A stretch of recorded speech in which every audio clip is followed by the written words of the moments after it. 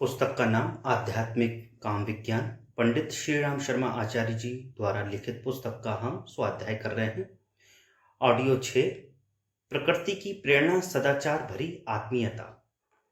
आजकल पाश्चात्य शिक्षा और सभ्यता से प्रभावित लोग यौन सदाचार का पालन करते हिचकिचाते हैं और तर्क प्रस्तुत करते हैं कि मनुष्य ने प्रकृति से प्रेरणाएं ली हैं। प्रकृति में, पशुओं में कामाचार की कोई मर्यादाएं नहीं रहती, अतः मनुष्य भी यदि उनका पालन नहीं करे तो कुछ हर्ज नहीं। वस्तुतः ऐसा कहने वालों ने प्रकृति का गहराई तक अध्ययन नहीं किया। थोड़े से तुच्छ और नगण्य किस्म की मक्खियों, मच्छरों, कुत्ते, बिल्लियों की बात अलग है, अन्यथा सृष्टि में जितने भी शक्तिशाली और प्रसन्नताप्रिय जीव हैं, उन सब के दाम्पत्य जीवन बहुत ही आत्मीयता, घनिष्ठता और सदाचारपूर्ण होते हैं। अन्य प्राणियों में काम वासना का उपयोग मात्र वंशवृद्धि के लिए ही होता है। इतना ही नहीं, वे वंशवृद्धि के बाद के अपने उत्तरदायित्व को भी समझते और उसके बाद उन्हें निभाने के लिए पहले से ही व्यवस्था करने लगते हैं। जीव जगत के कुछ उदाहरणों से यह तथ्य और भी स्पष्ट हो जाता है। स्टिकलबैक नाम की एक मछली होती है जो समुद्र में ही पाई जाती है। प्रसिद्ध जीव विज्ञानी डॉक्टर लॉर्ड ने इस मछली की विभिन्न आदतों और क्रियाओं का बहुत सूक्ष्मता से अध्ययन किया। वैंकूवर, आयरलैंड में महीनों रहकर आपने इस मछली की जीवन पद्धति का अध्ययन किया और बताया कि मनुष्य चाहे तो इससे अपने पारिवारिक जीवन को सुखी और सुदृढ़ बनाने की महत्वपूर्ण शिक्षाएं ले सकता है। नर स्टिकलबैक अपना घर बसाने के लिए बहुत पहले से तैयारी प्रारंभ कर देता है।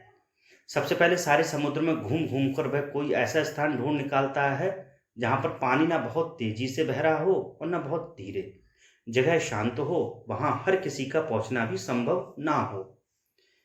प्राचीन काल की जीवन प्रणाली और शिक्षा पद्धति पर दृष्टि दौड़ाकर देखते हैं तो पता चलता है कि तत्कालीन ऋषियों, मुनियों एवं सामाजिक मार्गदर्शक आचार्यों ने भी भली भांति अनुभव किया था कि दाम्पत्य और गृहस्थ जीवन एक महत्वपूर्ण योग साधना है।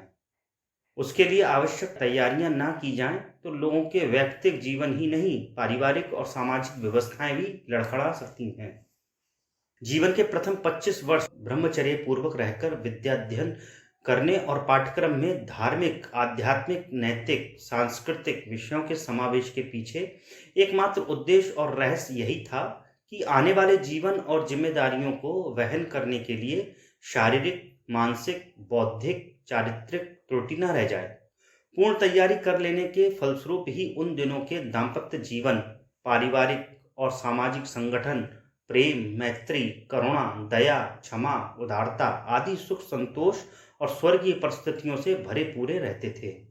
आनंद छलकता था उन दिनों पर। आज जब किसी शिक्षा के ढंग ढांचे में, हमारी रीति नीति और जीवन पद्धति में उस तैयारी के लिए स्थान नहीं रहा तो हमारा पारिवारिक जीवन भी असंतोष और अस्त व्यस्तता का पर्याय बनकर रह गया।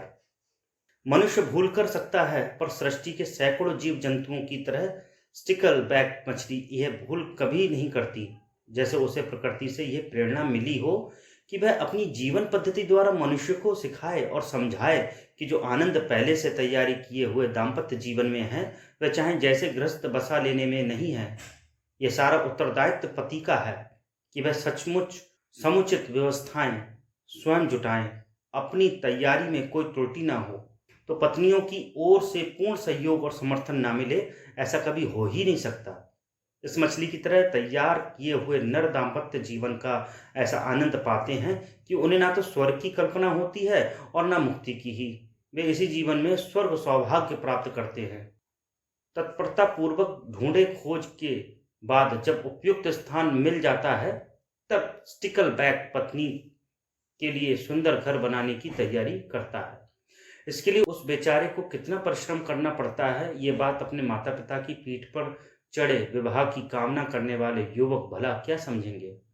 स्टिकलबैक पानी में तैरती हुई छोटे छोटे पौधों की नरम नरम लकड़ियां तैरते हुए पौधों की जड़ इकट्ठी करता है और उन्हें चुने हुए स्थान पर ले जाता है।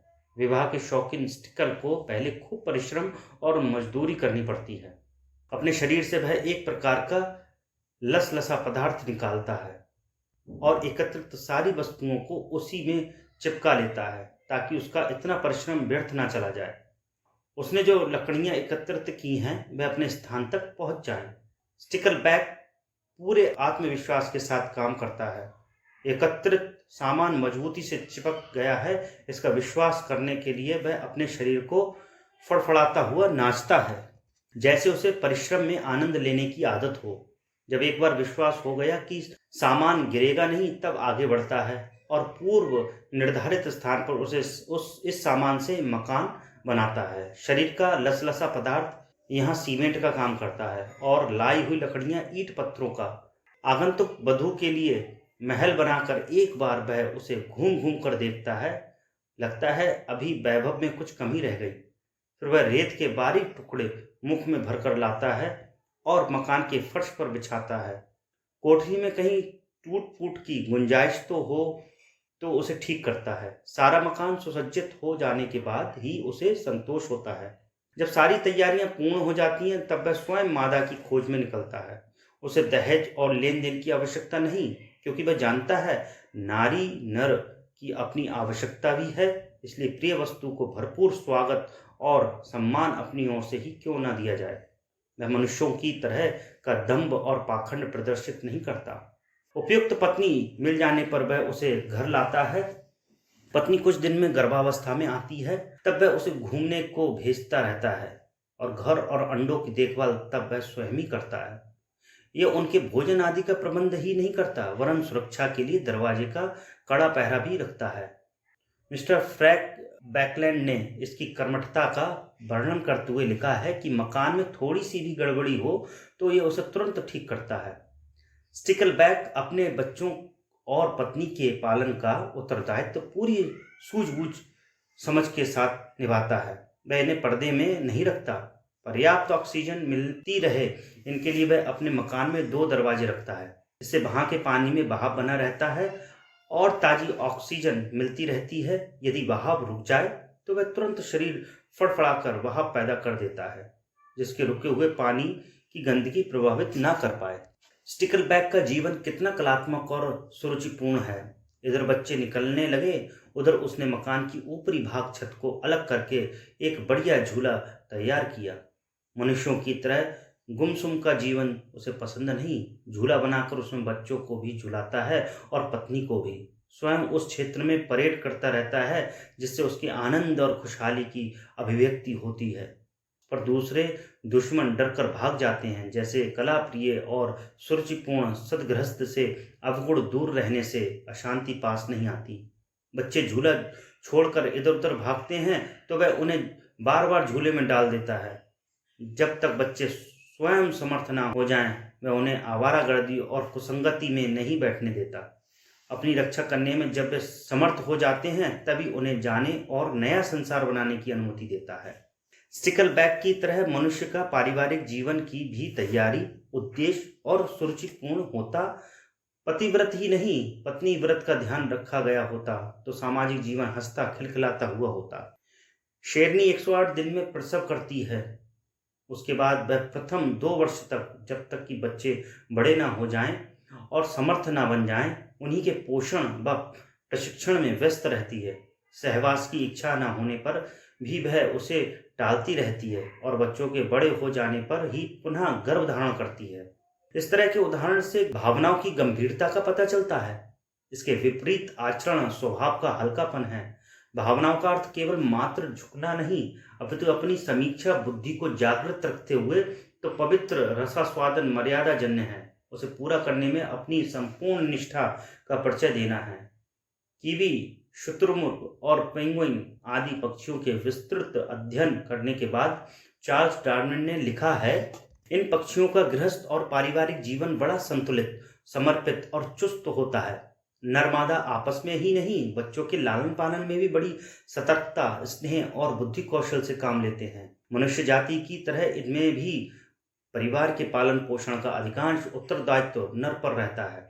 मादा से शरीर में छोटा होने पर भी घोंसला बनाना, अंडे सेना और जिन दिनों मादा अंडे से रही हो उन दिनों उसके आहार की व्यवस्था करना, सद्या प्रसूत बच्चों को संभालने से लेकर उन्हें उड़ना सिखाकर एक स्वतंत्र कुटुंब बसाकर रहने की प्रेरणा देने तक का अधिकांश कार्य नर ही करता है। वह अपने परिवार की दुश्मनों से रक्षा भी करता है। गृहस्थी बसाने में संभवतः मनुष्य को इतनी आपाधापी नहीं करनी पड़ती होगी जितनी बेचारे पेंगुइन पक्षी को। इसके लिए वह 2 महीने सितंबर और फरवरी में दक्षिण ध्रुव की यात्रा करता है। पेंगुइन जानते हैं कि अपने मार्गदर्शक के अनुशासन में रहना कितना लाभदायक होता है। उसके अनुभवों का पूरा पूरा लाभ उठाने के लिए पेंगुइन अपने मुखिया के चरण चिन्हों पर ही चलता है। ध्रुवों पर पहुंचने के बाद पुराने पेंगुइन तो अपने पहले वर्षों के छोड़े हुए घरों में आकर रहने लगते हैं, किंतु नवयुवक पेंगुइन अपने माता पिता की आज्ञा लेकर नया परिवार बसाने के लिए चल देता है।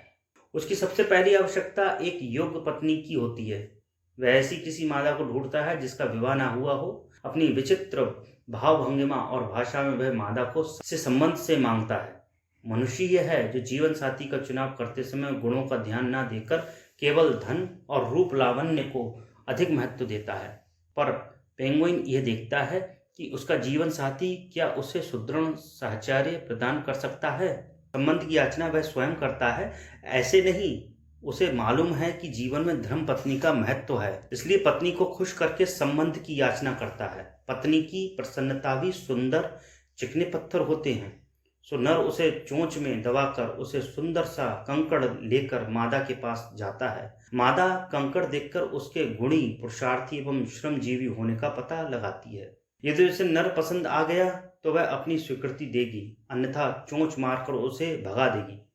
चोट खाया हुआ नर एक बार पुनः प्रयत्न करता है। थोड़ी दूर पर उदास सा बैठकर उस बात की प्रतीक्षा करता है कि संभव है मादा तरस खाए और स्वीकृति दे दे। यदि मादा ने ठीक ना समझा तो नर बेचारा कहीं और जाकर संबंध ढूंढने लगता है। मादा की स्वीकृति मिल जाए तो पेंगुइन की प्रसन्नता देखते ही बनती है। नाच नाच कर आसमान सिर पर उठा लेता है।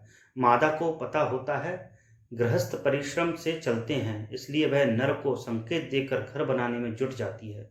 नर तब दूर दूर तक जाकर कंकड़ ढूंढ कर लाता है। मादा महल बनाती है। इस समय बेचारा नर डांट फटकार भी खाता है, पर उसे यह पता है कि पत्नी के स्नेह और सद्भाव के सुख के आगे मीठी फटकार का कोई मूल्य नहीं। दोनों मकान बना लेते हैं, तब फिर स्नान के लिए निकलते और जल की निर्मल लहरों में देर तक स्नान करते हैं। स्नान करके लौटने पर कई बार उनके बने बनाए मकान पर कोई अन्य पेंगुइन अधिकार जमा लेता है। दोनों पक्षों में युद्ध होता है। जो विजयी होता है वह उस मकान में रहता है, पर युद्ध के बाद भी स्नान करने जाना आवश्यक है। इस बार वे पहले जैसी भूल नहीं करते, बारी बारी से स्नान करने जाते हैं और लौटकर फिर गृहस्थ कार्य में संलग्न होते हैं। मादा अंडे देती है, पर बच्चों की पालन प्रक्रिया नर ही पूर्ण करते हैं। पेंगुइन की इस तरह की घटनाएं देखकर मनुष्य की उससे तुलना करने को जी करता है। मनुष्य भी उनकी तरह लूटपाट और स्वार्थपूर्ण प्रवंचना में कितना अशांत और संघर्षरत रहता है, पर वह सुखी गृहस्थ के कुछ लक्षण भी इन पक्षियों से नहीं सीख सकता और परस्पर घर में ही लड़ता झगड़ता रहता है। पेंगुइन सी सहिष्णुता भी इसमें नहीं है। कछुए को नृत्य करते देखने की बात तो दूर की है, किसी ने उसे तेज चाल से चलते हुए भी नहीं देखा होगा, पर दाम्पत्य जीवन में आबद्ध होते समय उसकी प्रसन्नता का थिरकन देखते ही बनती है। कछुआ जल में तेजी से नृत्य की भी करता है और तरह तरह के ऐसे हाव भाव भी जिन्हें देखकर मादा भी भाव विभोर हो उठती है। यह स्थिति है मगरमच्छ की। मगर भी प्रणय वेला में विलक्षण नृत्य करता है। कई बार तो अश्लीलता में मनुष्य सामाजिक मर्यादाओं का भी उल्लंघन कर जाता है, किंतु इन पक्षियों और प्राणियों ने अपने लिए जो विधान बना लिया होता है उससे जरा भी विचलित नहीं होते। चींटी राजवंशी जंतु है, उसमें रानी सर्वत प्रभुता संपन्न होती है। वही अंडे देती है और बच्चे पैदा करती है। अपने लिए मधुमक्खी की तरह वह एक ही नर का चुनाव करती है। शेष चींटियां मजदूरी, चौकीदारी और मेहतर आदि का काम करती हैं। अपनी जिम्मेदारी प्रत्येक चींटी इस ईमानदारी से पूरा करती हैं कि किसी दूसरी को रत्ती भर भी शिकायत करने का अवसर ना मिले, जबकि उन्हें उन बेचारियों को अपने हिस्से से एक कण भी अधिक नहीं मिलता। लगता है सामाजिक व्यवस्था में ईमानदारी का, श्रम और निष्ठा का एक या आदर्श मनुष्य ने चींटी से सीख लिया हो तो वह आज की अपेक्षा कहीं अधिक सुखी और संतुष्ट रह रहा होता। पर यहाँ तो अपने स्वार्थ, अपनी गरज के लिए मनुष्य अपने भाई भतीजों को भी नहीं छोड़ता। कम तौलकर मिलावट करके कम परिश्रम में अधिक सुख की इच्छा करने वाला मनुष्य इन चींटियों से भी गया गुजरा लगता है। एक बार अफ्रीका में वन्य पशु खोजियों का एक दल हाथियों की सामाजिकता का अध्ययन करने आया। संयोग से उन्हें एक ऐसा सुरक्षित स्थान मिल गया जहां से वे बड़ी आसानी से हाथियों के करतब देख सकते थे। एक दिन उन्होंने देखा हाथियों का एक झुंड सवेरे से ही विलक्षण व्यूह की रचना कर रहा है। कई मस्त हाथियों ने घेरा डालकर रखा। झुंड में जो सबसे मोटा और बलवान हाथी था वही चारों तरफ आ जा सकता था। शेष सब अपने अपने पहरे पर तैनात थे। लगता था वह बड़ा हाथी उन सबका पितामह या मुखिया था। उसी के इशारे पर सब व्यवस्था चल रही थी। और एक मनुष्य है जो थोड़ा ज्ञान पा जाने पर, प्रभुत्ता संपन्न हो जाने पर, भाई भतीजे के कौन कहे, परिवार के अत्यंत संवेदनशील और उपयोगी अंग बाबा, दादा, दादी, माता पिता को भी अकेला या दीनहीन स्थिति में छोड़कर चल देता है। मुखिया के आदेश से 5-6 हथनियां उस घेरे में दाखिल हुईं। बीच में गर्भवती हथनी लेटी थी। संभवतः उसकी प्रसव पीड़ा देखकर ही हमलावरों से रक्षा के लिए हाथियों ने यह व्यूह रचना की थी। परस्पर प्रेम, आत्मीयता और निष्ठा का यह दृश्य सचमुच मनुष्य को लाभदायक प्रेरणाएं दे सकता है, यदि मनुष्य स्वयं भी उनका परिपालन कर सकता होता। बच्चा हुआ। कुछ हथनियों ने जच्चा को संभाला, कुछ ने बच्चे को। 2.5-3 घंटे तक, जब तक प्रसव होने के बाद से बच्चा धीरे धीरे चलने ना लगा, हाथी उसी सुरक्षा स्थिति में खड़े रहे। हथनियां दाई का काम करती रहीं। बच्चे और मादा के शरीर की सफाई से लेकर उन्हें खाना खिलाने तक का सारा काम कितने सहयोग और समुचित ढंग से हाथी करते हैं।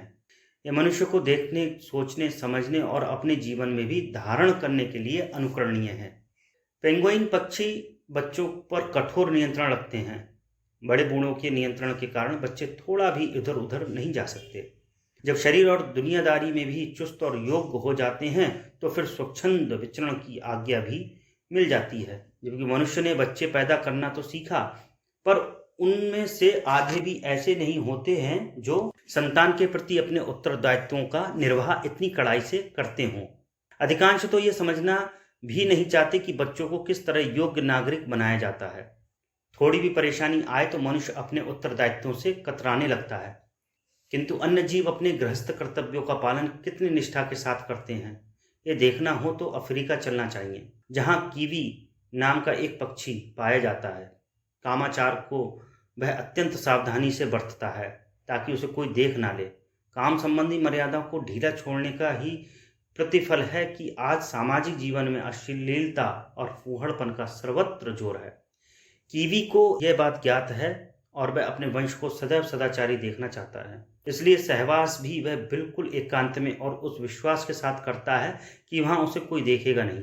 मादा जब अंडे देने लगती है तो नर उनकी रक्षा करता है और सेता भी है। उसे लगातार 80 दिन तक अंडे की देखभाल करनी होती है। बच्चा पैदा होने के साथ वह जहां पुत्रवान होने पर गर्व अनुभव करता है, वहां यह प्रसन्नता भी कि अब उसे विश्राम मिलेगा। पर होता यह है कि इस बीच मादा ने दूसरा अंडा रख दिया होता है। बेचारे नर को फिर 80 दिन का अनुष्ठान करना पड़ जाता है। इस तरह वह कई पुरुषण एक ही क्रम में पूरा करके अपनी निष्ठा का परिचय देता है। मनुष्य क्या इतना नैतिक हो सकता है? इस पर विचार करें तो उत्तर निराशाजनक होगा।